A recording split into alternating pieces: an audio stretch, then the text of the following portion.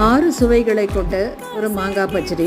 இந்த மாங்காய் பச்சடி பண்ணுறதுக்கு மாங்காய் வாங்கி இதை வாஷ் பண்ணிவிட்டு இதை தோலெல்லாம் சீவி இதை நான் ஸ்லைஸ் பண்ணி கட் பண்ணி வச்சுருக்கேன். இதை ஒரு பவுல் ஸ்லைஸுக்கு நான் அரை பவுல் வெல்லத்தை நான் கரைச்சி வடிகட்டி இதை ரெடியாக எடுத்து வச்சுருக்கேன்.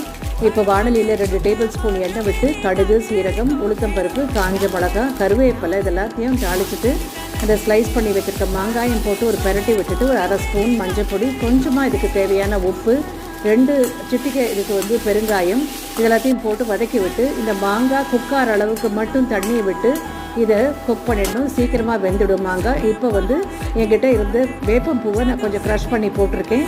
வடிகட்டின இந்த வெள்ளை கரைசலையும் இதை விட்டு 2 நிமிஷம் கொதிக்கி விட்டாக்க நமக்கு 6 சுவைகள் கொண்ட ஒரு மாங்காய் பச்சடி நமக்கு சூப்பராக தயாராகிடும். இந்த மாங்காய் சீசன் 4க்கு முன்னாடியே நம்ம என்ஜாய் பண்ணிடணும்.